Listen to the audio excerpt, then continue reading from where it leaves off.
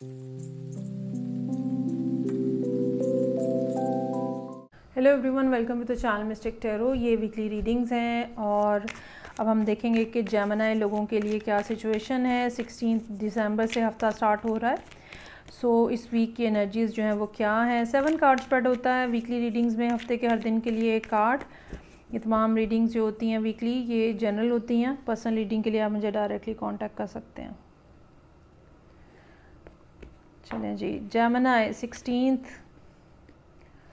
December, king of wands का card है।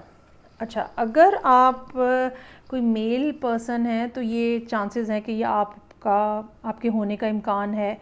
Specially अगर आपने कोई प्लान बनाया हुआ है पिछले कुछ हफ्तों में, महीनों में, और अब उसके ऊपर एक्शन लेने का टाइम है, तो ये आप हो सकते हैं। Because you are ready to take some sort of action actively, या कहना चाहिए किसी चीज़ में आप इन्वॉल्व होना चाह रहे हैं, किसी को लीड करना चाह रहे हैं। लेकिन साथ ही साथ ये भी एक पॉसिबिलिटी हो सकती है कि कोई फायर साइन आपके साथ मौजूद है। ख़ास तौर पे अगर आप कोई फीमेल हैं तो कोई फायर साइन यहाँ पे मौजूद है जो कि लीडिंग रोल जो है वो आपके साथ प्ले करना चाह रहा है। ये रिलेशनशिप के पॉइंट ऑफ व्यू से भी हो सकता है, ठीक है। कोई पर्सन अपने इमोशंस के साथ आपके लिए मौजूद है, और काम के हवाले से भी पॉसिबिलिटी है। ट्यूसडे का कार्ड जो है वो 3 ऑफ सोर्ड्स का कार्ड है, और एक डिसअपॉइंटमेंट है। शायद ये पास्ट डिसअपॉइंटमेंट है, पास्ट हर्ट है, और आप अभी तक इससे रिकवर नहीं कर पाए हैं। तो जब अब ये पर्सन आपके सामने आ रहा है तो अभी तक आप जो है वो उस हीलिंग के प्रोसेस से गुजर रहे हैं। स्ट्रेंथ का कार्ड है वेंसडे वाले दिन के लिए। बहुत सारी चीज़ें, बहुत सारी बातें शायद आपने अपने दिल में रखी हुई हैं। अगेन, जब तक हम चीज़ों को होल्ड किए हुए होते हैं, बातों के ऊपर हमें ग्रजेस होते हैं, या वैसे ही हम किसी पर्सन को होल्ड किए हुए होते हैं इमोशनली, तो हम हील नहीं कर पा रहे होते। तो आपकी स्टेज भी वही लग रही है, जहाँ पे अभी तक आप हील नहीं कर पाए हैं। चूँकि हीलिंग हुई नहीं है, तो नया पर्सन एक्सेप्ट करना या उसके ऊपर ट्रस्ट करना जो है वो कुछ मुश्किल नज़र आ रहा है।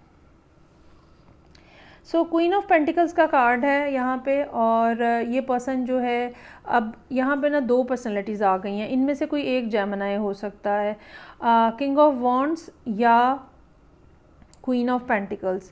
क्वीन ऑफ पेंटिकल्स जो है वो बहुत ज़्यादा अपने काम के ऊपर, अपनी चीज़ों के ऊपर फोकस्ड होता है पर्सन, और अपने इन्वायरमेंट के ऊपर बहुत ज़्यादा उनका ख्याल होता है। उनको अपने इर्द गिर्द के लोगों का बहुत ज़्यादा ख्याल होता है। टावर का कार्ड हमें ये बता रहा है कि फ्राइडे के दिन कुछ अनएक्सपेक्टेड सिचुएशन हो सकती है। ये टावर इन 2 लोगों के दरमियान में भी हो सकता है, और इस टावर का ताल्लुक किसी भी और सिचुएशन से हो सकता है जो कि जेमिनी लोगों के सामने आए। कुछ भी अनएक्सपेक्टेड, कुछ भी ऐसा जिसको फोर्स ही नहीं किया जा सकता, और कुछ भी ऐसा जिसके लिए या जिसको मैनेज करने के लिए आपको बाकी सब चीज़ों से उस दिन अपनी तवज्जो हटा के यहाँ पे फोकस करनी पड़ती है। लेकिन ये यूनिवर्स की इंटरवेंशन भी हो सकती है, स्पेशली उस सूरत में जब आप अभी तक हील नहीं कर पाए हैं, तो आप यूनिवर्स जो है वो कुछ ना कुछ तरीके से इंटरवीन कर रही है ताकि आपका ये प्रोसेस जो है ना ये तेज़ हो सके। और फिर स्टार का कार्ड है, ये कोई रियलाइजेशन भी हो सकती है। टावर का कार्ड जो है ये कोई जैसे आपको कोई एकदम से सडनली एहसास होता है कि क्या हुआ था, कैसे हुआ था, और शायद मैंने ये बात मिस कर दी थी।